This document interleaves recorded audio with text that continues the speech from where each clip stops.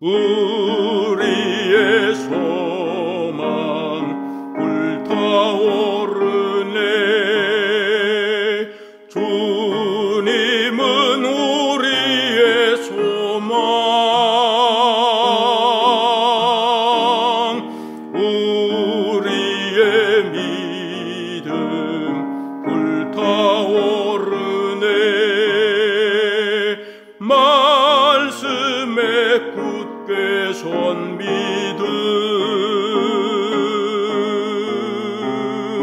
나대가 없으리.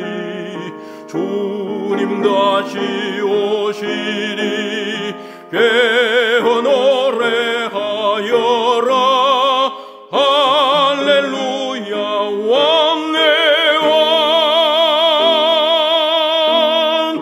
우리의 소망 불타오르네. 계림은 우리의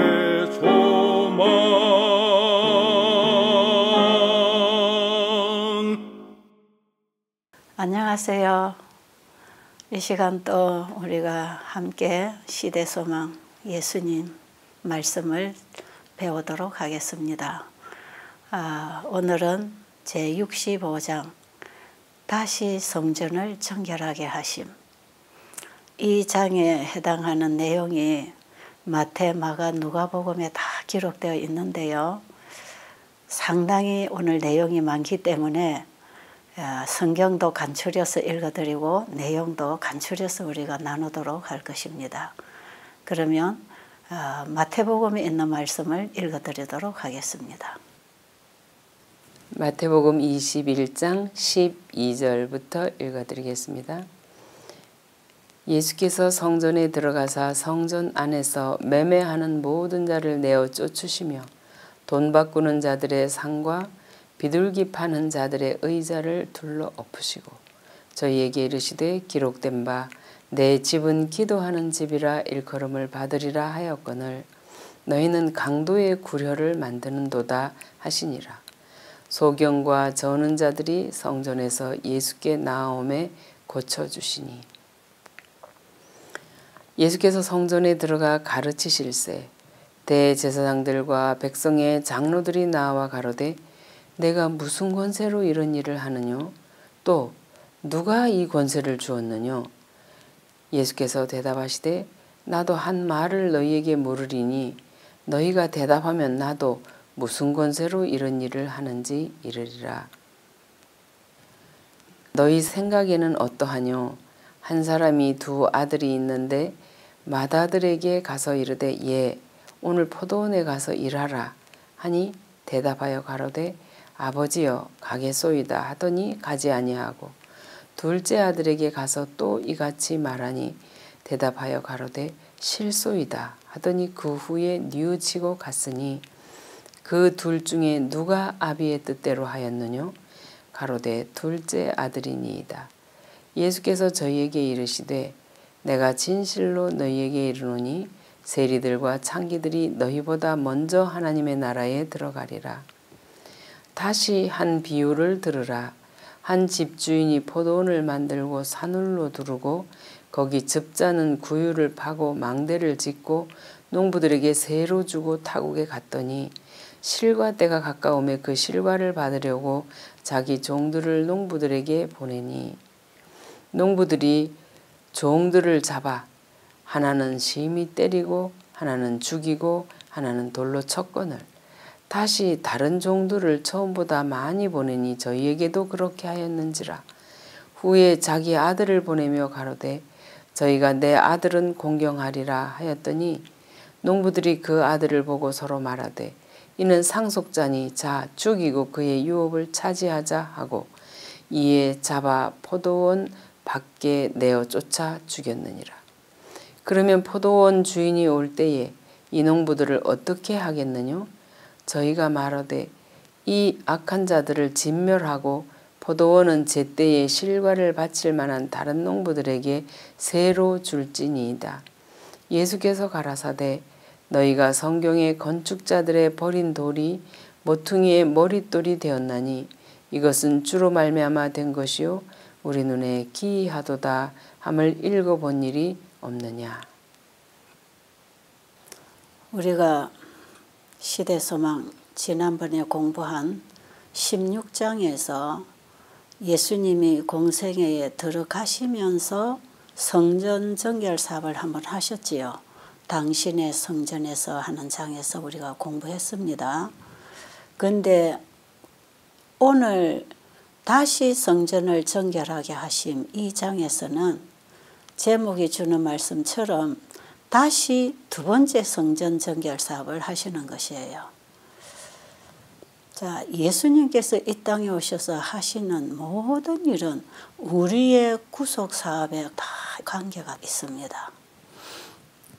예수님께서 성전을 정결하게 하신 이 사역은 우리 개인의 성전 정결을 위한 주님의 사역을 상징하고 있는 것이에요. 우리 개인의 경험에서는 예수님의 십자가의 그 보혈의 공로를 의지해서 죄인이 자기 죄를 예수님께 갖다 드리고 예수님을 나의 개인의 구주로 영접할 때에 우리의 마음이 새 마음을 입는 것이고 우리의 삶 속에는 근본적인 변화가 일어나는데 이 경험을 칭의의 경험 혹은 거듭남의 경험이라고 하지요. 이것이 구원의 첫 단계의 경험입니다. 이 칭의의 경험, 거듭남의 경험을 한 그리스도인은 그리스도 안에서 날마다 자라나는 경험을 하는데 이것이 바로 지속적인 칭의의 경험과 함께 일어나는 성화라고 하는 거지요. 이렇게 믿음으로 주님을 따라온 사람들에게 죄가 도말됩니다. 그러니까 거듭날 때에 회개가 일어나고 매 순간순간 회개의 삶을 살다가 마지막 다시 회개할 필요가 없는 그 회개의 경험에 우리가 들어가면서 죄를 완전히 지워버리는 성소 정결 사업을 하시는 것이에요. 그래서 우리 개인에게 있어서도 우리 개인 성소 정결이 두 번 일어나게 되어 있습니다. 우리가 구약 성경의 성소 진리는 바로 구원의 청사진을 그려놓고 있는 거 아니겠어요? 바로 그 대속죄일의 대제사장이 행하시는 그 일이 지금 역사적인 대속죄일의 하늘 지성소에 계시는 예수님이 우리의 죄를 완전히 지워버리는 도말해버리는 사역을 하고 계실 때 우리는 어떤 신앙을 해야 되는가? 오늘 우리가 공부해서 그걸 배워야 되는 것이에요. 이번에 이 공부를 하면서 참 많은 것을 저는 제 자신이 얻고 있는 것이에요. 오늘 특별히 예수님이 이제 마지막으로 성전 정결 사업을 하시는 이 일 속에서 나의 죄가 무엇인지를 보게 되는 것이에요. 자, 오늘 우리가 함께 우리의 죄가 뭔지 그걸 오늘 공부해서 보게 되기를 바랍니다. 오늘 우리 본문의 말씀에 보니까 예수님이 성전에 들어가셔서 성전 안에서 매매하는 모든 자를 내쫓으시고 돈 받고는 상을 엎으셨다 그랬죠. 이거 언제 이런 일 하셨죠? 지난번 16장 당신의 성전에 사는 장에서 예수님이 똑같은 일을 하셨어요. 그런데 3년 반이 지난 오늘의 성전에 와보니까 그 일이 여전히 지금도 일어나고 있는 것이에요. 바뀌어지지 않았어요. 예수님께서 지금 이 성전 정결 사업을 하시는 이 과정을 볼 때에 오늘날 우리 교회 안에서 행해지고 있는 죄가 무엇인지를 분명하게 보여주고 있고 우리 개인의 신앙의 죄가 무엇인지를 분명하게 보여주시면서 그거 다 뒤집어 엎어버리라고 하는 것이에요. 오늘 시대소망에 보니까 성전에서 봉사하는 성직자들이 그들 스스로가 사고 팔고 돈 바꾸는 일에 참여했어요. 이 일을 하고 있는 성직자라고 하는 사람들은 이 일 속에서 탐욕적인 정신으로 자기의 유익을 취하는 일들을 하고 있었기 때문에 주님께서 보실 때에는 도적이나 다름이 없었다 이 말이에요. 제사장이나 관원들은 그 제사 제도가 가지고 있는 그 신성성에 대해서 거의 깨닫지를 못했어요. 매년 6월절이나 초막절이 되면은 무수한 짐승들을 사고 팔고 하면서 죽임을 당하는 것을 보고 있었지만 그 짐승들의 죽음에서 자기의 죄를 보지 못했다 이 말이에요. 여러분, 오늘날 우리의 예배는 어떻습니까? 우리 죄인의 죄를 위하여 피 흘려 주신 그분을 우리가 생각하는지, 그리고 주님이 나를 위하여 피 흘려 돌아가신 그 사실은 나의 죄 때문이었다는 사실을 우리가 깨닫고 있는지요. 이 성직자들은 피를 흘리는 제물을 드리는 데는 익숙하게 행동했지만 이 짐승들의 피를 흘려야 될 이유가 있었던 것은 그들의 죄 때문이었다는 사실은 잊어버렸어요. 자, 저는 이 부분을 보면서 내가 진정으로 모든 예배에 예수님의 피 흘리심을 보고 나의 죄를 깨닫고 회개하는 심령으로 예배를 드리고 있는가. 이런 부분을 참 많이 저는 생각을 하게 됐어요. 나의 상태와 오늘날 교회에서 행해지고 있는 그 예배 절차, 그 형식적이고 세련된 예배 진행을 하면서 우리는 그 속에서 무엇을 보고 있는지, 무슨 생각을 하고 있는지, 이거 여러분 우리가 지금 봐야 되지 않습니까? 이거 지금 예배 회복이 돼야 된다는 거 아니겠어요? 예수님이 성전 정결을 하시는 것은 오늘날 우리에게 예배 회복이 필요하다는 거예요. 지금까지 우리가 드리고 있는 이 예배를 뒤집어 버리고 다시 시작하라는 거 아니겠어요? 오늘 공부하는 책 590페이지에 보니까 제사장과 이 관원들은 그들의 마음속에 이기심과 탐욕이 가득했기 때문에 하나님의 어린 양을 가리키는 그 상징물인 짐승을 드리는 그 일로 돈을 끌어모으는 하나의 방편으로 그 일을 하고 있었다 이 말이에요. 얼마나 슬픈 일이에요. 여러분, 여기서 우리가 우리의 예배를 개혁하지 아니하면 나중에 유대 민족의 멸망과 함께 우리도 멸망하는 것이에요. 정말 예수님의 보혈의 피로 우리가 구원을 얻었다고 하는 이 복음을 영혼들에게 전해서 그 영혼들이 구원을 얻도록 하는 그 일의 성직자가 돼야 되는 것이지, 어떤 자기의 먹고 사는 방편으로 하나의 직업으로 하나의 출세하는 방법으로 이 자리에 앉아서 이런 예배를 진행하고 설교를 하고 백성들을 모으고 있다면 이런 부분은 정말 우리가 좀 회개해야 할 거예요. 이번에 시대 소망을 공부하면서 가장 많이 생각되는 게 교회 지도자들입니다. 예수님의 사역에 사사건건 방해를 하고 막는 사람들이 교회 안에서 높은 직위를 가지고 권위를 행사할 수 있는 사람들에 의해서 예수님의 복음이 계속 막혔다 이 말이에요. 고린도전서 10장 11절에 보면 이스라엘 백성들에게 당한 그런 일들이 우리에게 거울이 되어서 그 역사를 반복하지 않도록 특별히 말세를 만난 우리를 위하여 기록되었다고 합니다. 그러니까 지금 우리가 공부하고 있는 이런 주제는 오늘날 우리에게 적용을 해야 될 내용이다 이 말이죠. 다음 말씀을 보겠습니다. 그리스도께서는 이러한 행습들에 대하여 선지자들을 통하여 경고하셨었다. 사무엘은 여호와께서 번제와 다른 제사를 그 목소리에 순종하는 것을 좋아하심같이 좋아하시겠나이까? 순종이 제사보다 낫고 듣는 것이 수양의 기름보다 나으니이다 라고 말하였다. 그리고 이사야는 유대인들의 배도를 예언적 계시를 통하여 보면서 저희에게 소돔과 고모라의 관원들에게 말하듯이 너희 소돔의 관원들아 여호와의 말씀을 들을지어다. 너희 고모라의 백성들아 우리 하나님의 법에 귀를 기울일지어다. 여호와께서 말씀하시되 너희의 무수한 재물이 내게 무엇이 유익하뇨?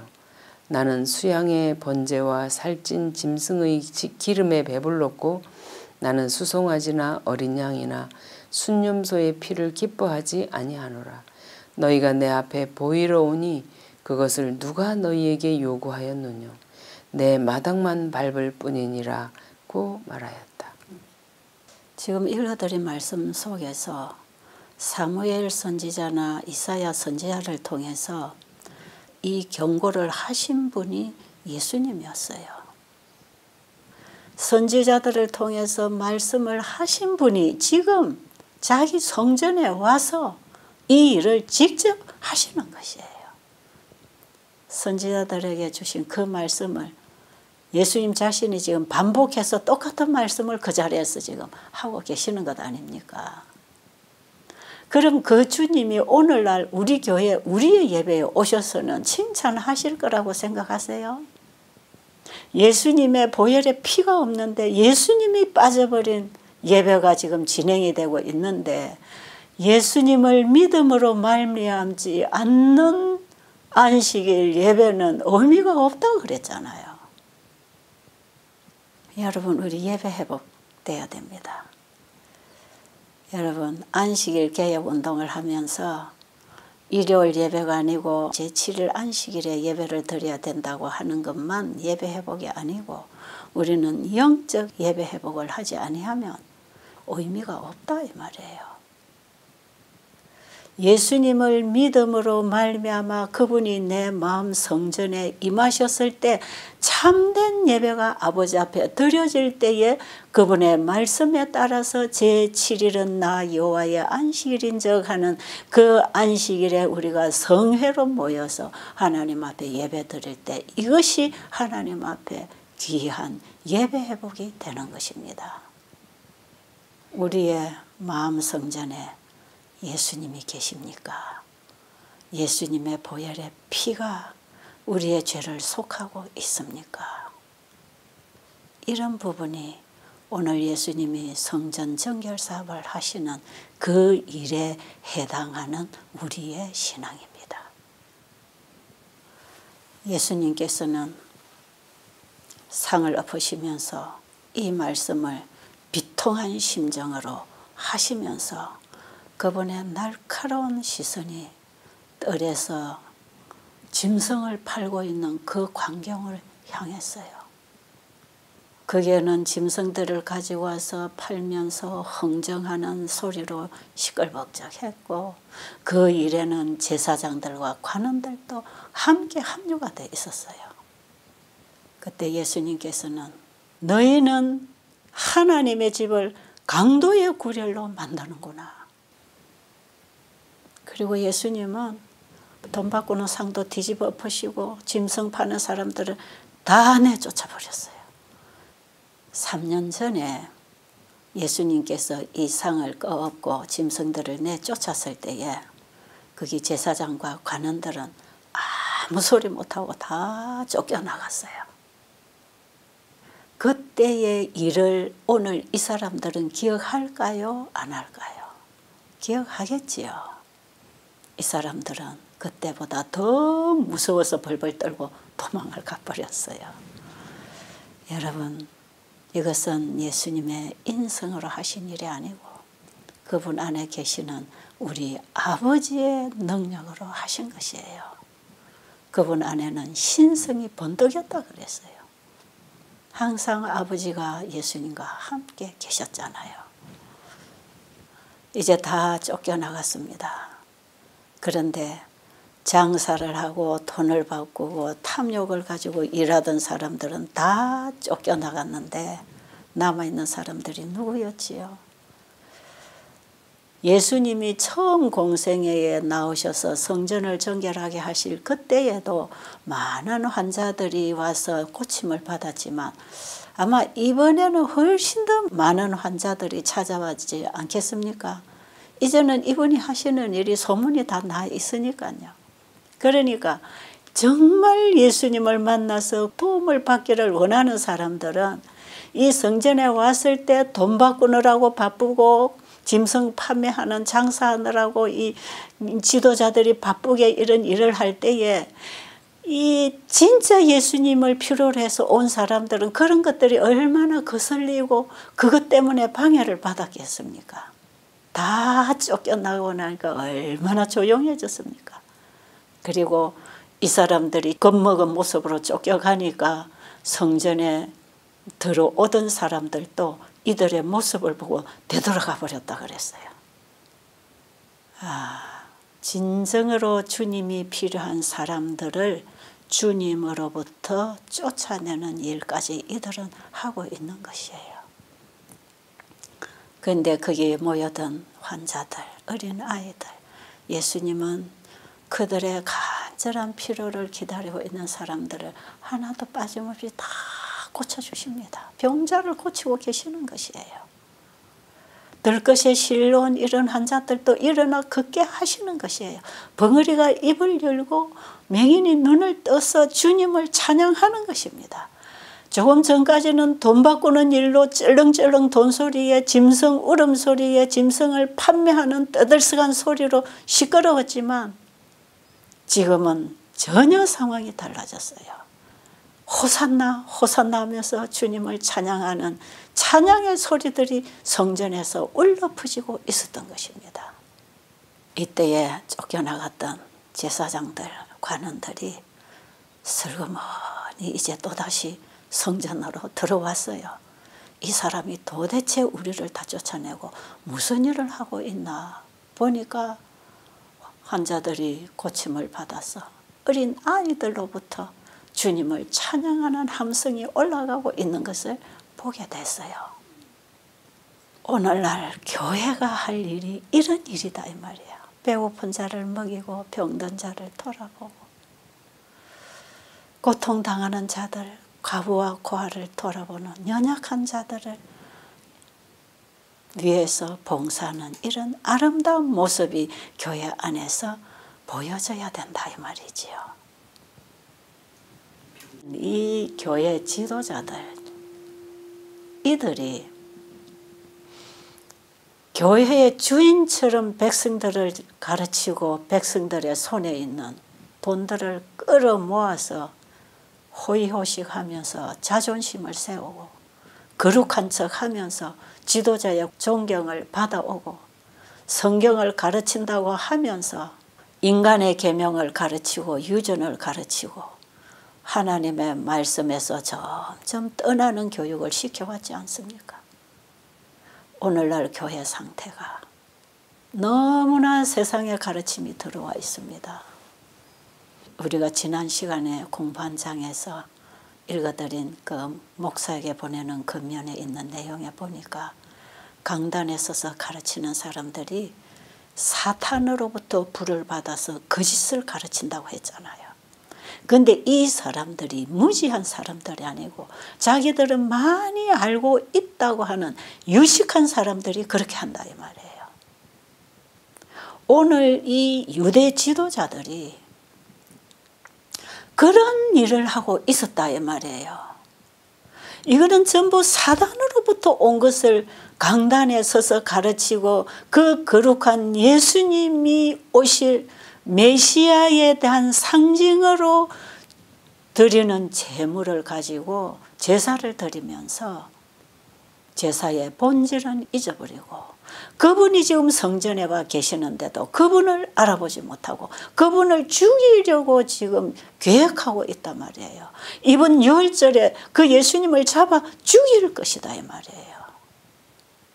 우리는 매일매일 거룩한 예배를 드린다고 하면서 예수님을 죽이고 있지 않느냐 이 말이지요.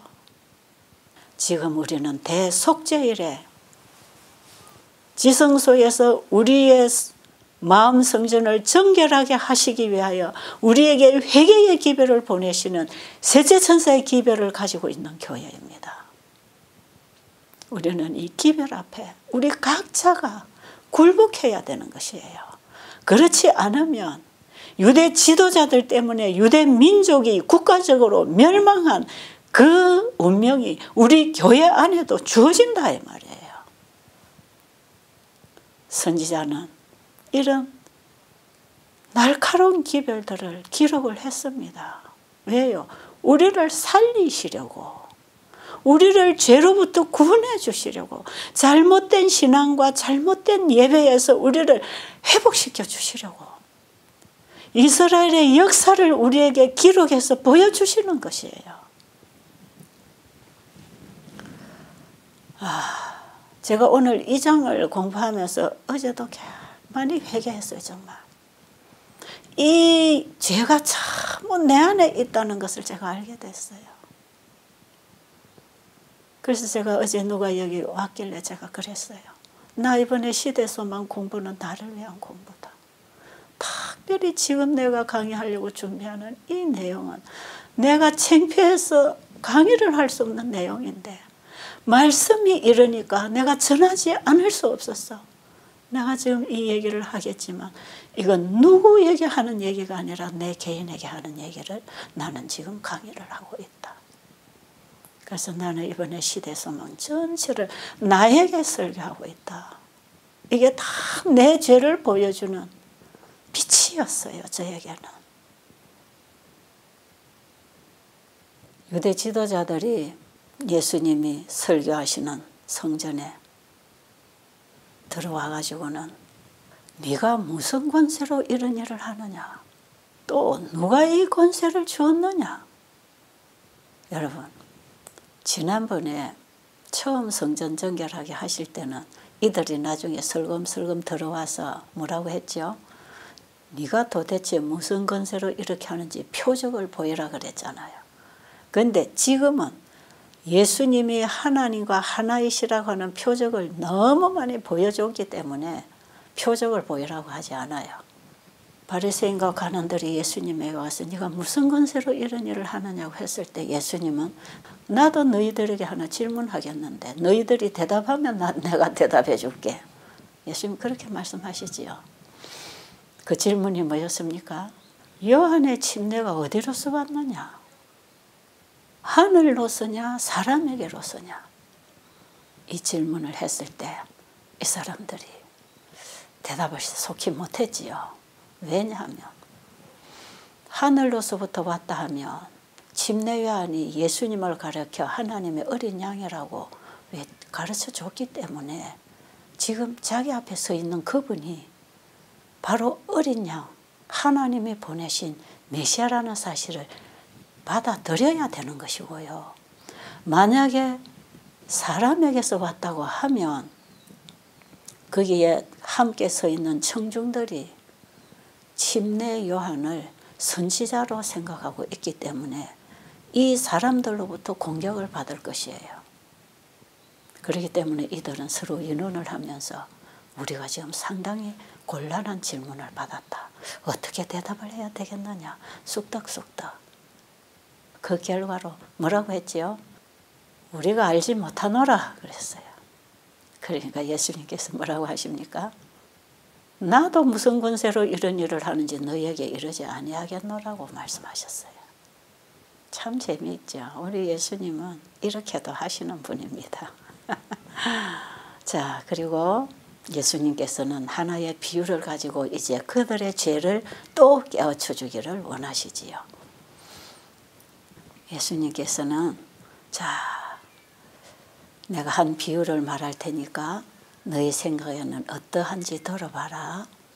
한 사람에게 두 아들이 있었는데 맏아들에게 말하기를 너 오늘 포도원에 가서 일하라 이렇게 말했더니 맏아들이 대답하기를 하겠습니다 하고 가지 않았다.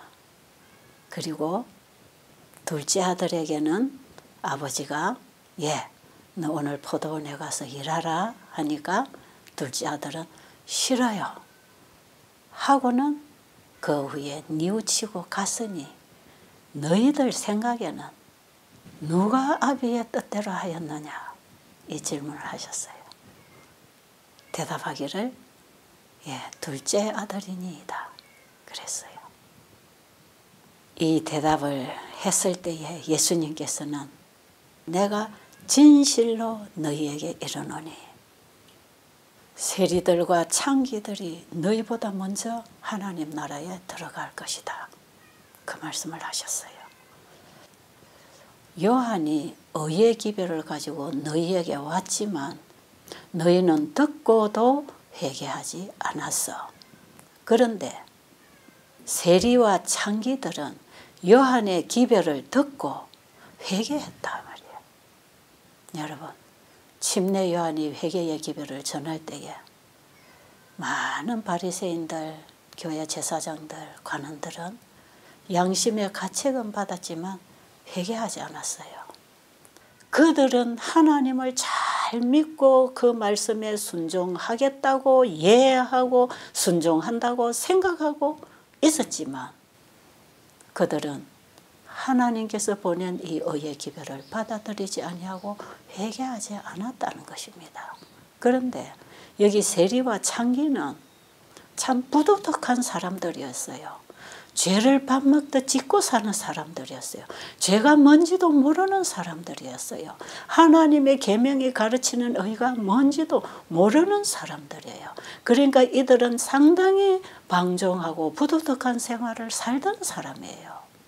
그런데 침례 요한의 기별을 듣고 이 사람들은 회개했다고 기록되어 있습니다. 그 회개한 사람 중에 예수님의 제자 중에 마태와 삭개오가 있는 것이에요. 예수님이 비유로 말씀하신 이 맏아들은 유대 지도자들을 대표하고 있었고요. 둘째 아들은 이 세리와 창기들을 대표하고 있었습니다.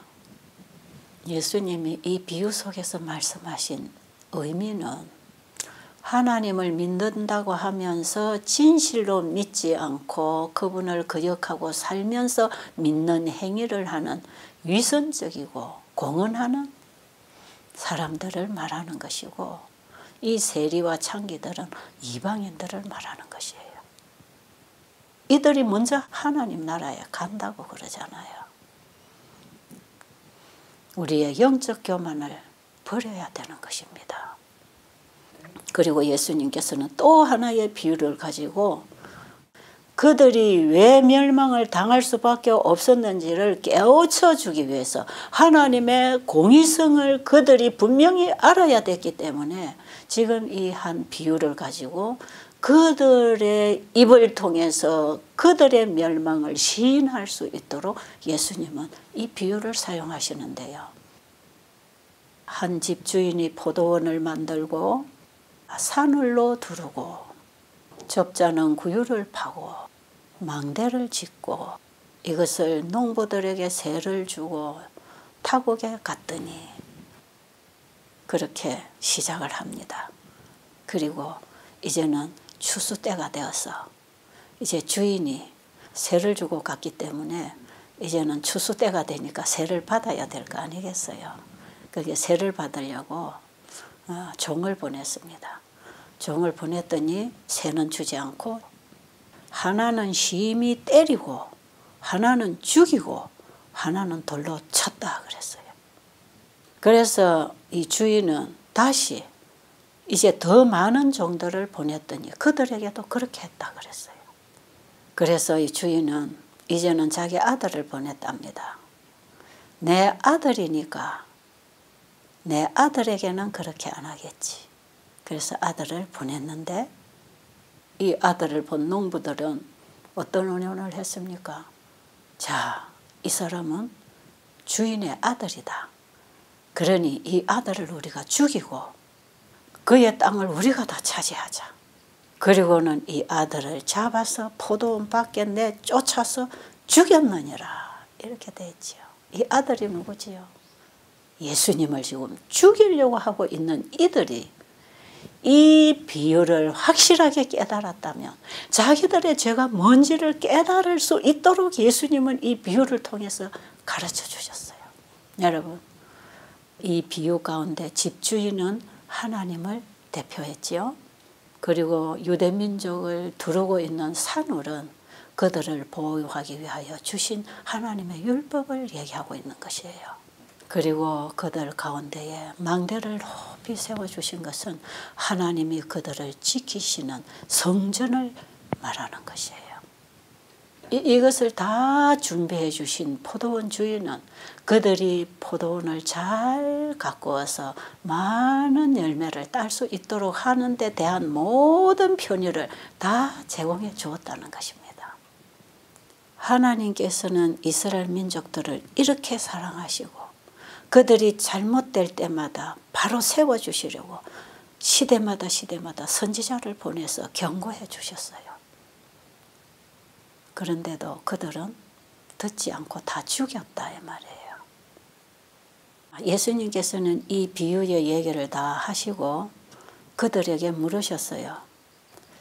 그러면 포도원 주인이 왔을 때에 이 농부들에게 어떻게 하겠느냐? 이때에 거기 있던 청중들은 아무 말하지 않았어요. 그런데 지도자들이 이 악한 자들을 진멸하고 포도원은 제때 실과를 바칠 만한 다른 사람들에게 주는 것이 좋다 이렇게 얘기했어요. 답은 정답을 했지요.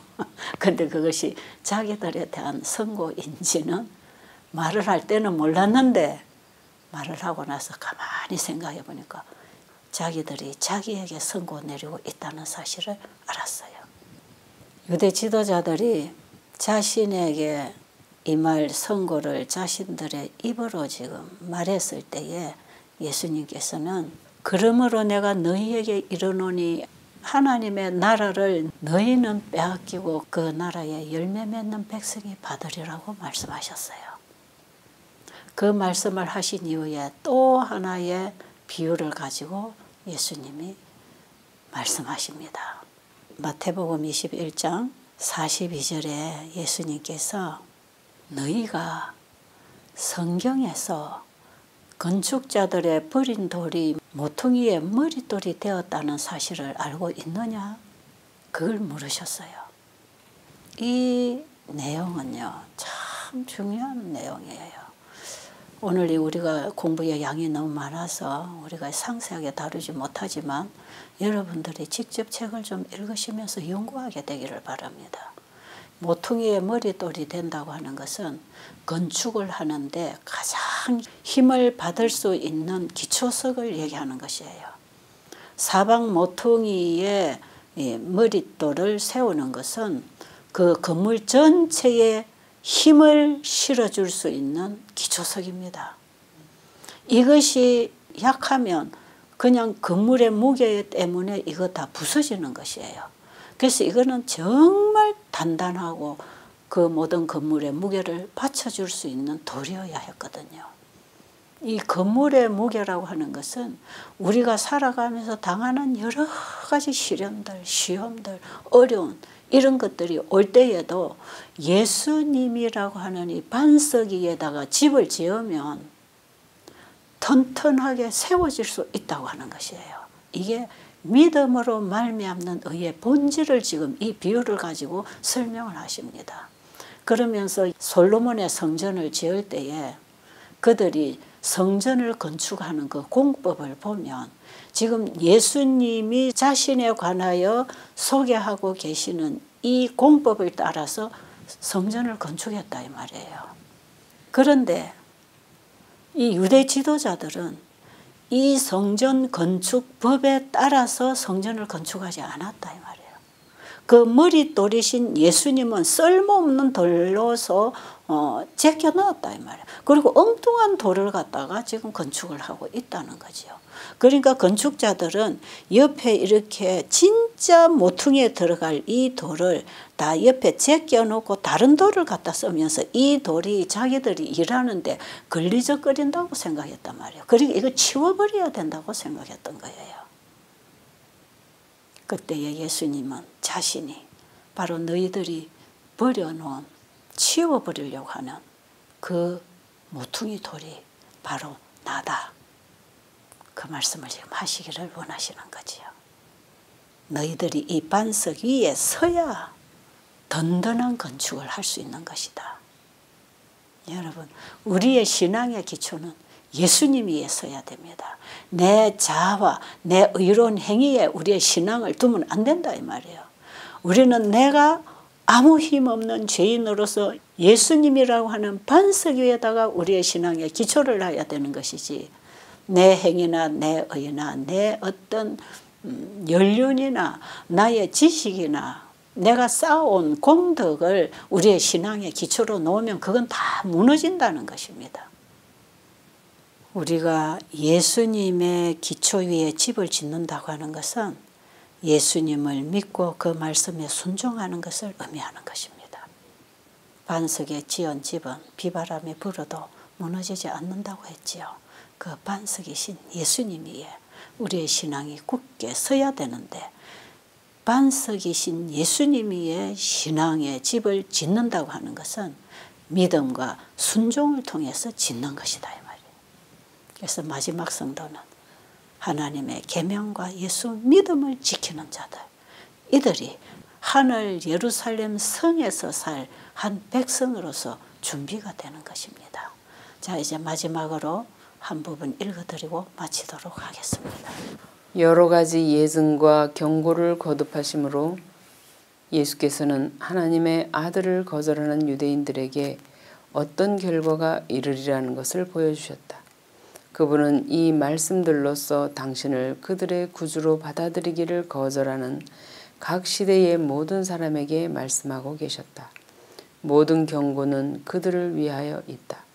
신성성이 더럽혀진 성전, 불순종한 아들, 거짓 농부들, 거만한 건축자들에 대한 교훈도 모든 죄인의 경험 중에 그와 흡사한 것을 갖고 있다. 그들이 회개하지 않으면 이 교훈들이 예표한 운명이 그들의 운명이 될 것이다. 지금 읽어드린 이 내용은 오늘 공부 전체를 요약하는 말씀이고요. 바로 이 내용은 오늘 우리를 위해서 주신 마지막 기별이라고 받으시고 준비의 단계에 들어가게 되기를 간절히 바랍니다. 감사합니다.